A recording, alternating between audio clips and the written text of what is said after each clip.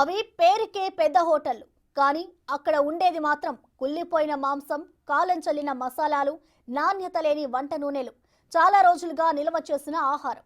అక్కడ ఆహారం తిన్నామో ఇక అంతే సంగతులు. ఫుడ్ సేఫ్టీ అధికారుల తనిఖీల్లో కరీంనగర్లోని పలు పెద్ద హోటళ్లలోని ఆహార పదార్థాలు చూసి అధికారులే బిత్తరపోతున్నారు.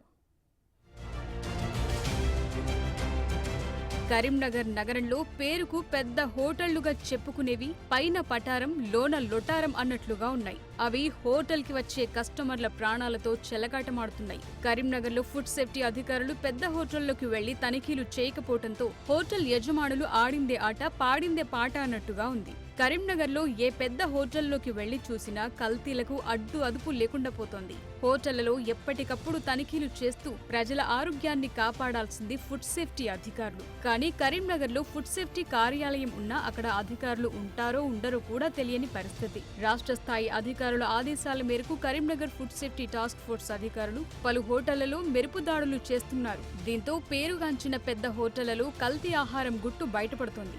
ఈ హోటళ్లలో వినియోగదారులు తినే ఆహారం సురక్షితం కాదని, వండిన ఆహారాన్ని డీప్ ఫ్రిజ్ లో నిల్వ చేస్తున్నారని అధికారులు గుర్తించారు. ఒక్కటి కాదు, రెండు కాదు, దాదాపు అన్ని హోటళ్లలోనూ అదే పరిస్థితి. పలు పెద్ద హోటళ్లలో తనిఖీలు చేయగా అంతటా దాదాపుగా కుళ్ళిన ఆహారం, కాలం చెల్లిన మసాలాలు, సాస్లు డీప్ ఫ్రిజ్ లో నిల్వలు ఉండటం చూసి తనిఖీ అధికారులు బిత్తరపోయారు. కాలం చెల్లిన ఆహార పదార్థాల నమూనాలు సేకరించి పరీక్షలకు పంపారు.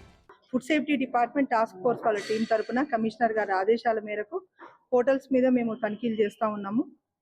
ఈ రోజు కొన్ని ఆల్మోస్ట్ 70,000 రూపాయల ప్రొడక్ట్స్ వరకు స్టోర్ రూమ్ లో నుంచి ఎక్స్పైరీ అయిన ప్రొడక్ట్స్ ని తీసాము. వాటి మీద చర్యలు తీసుకుంటాము.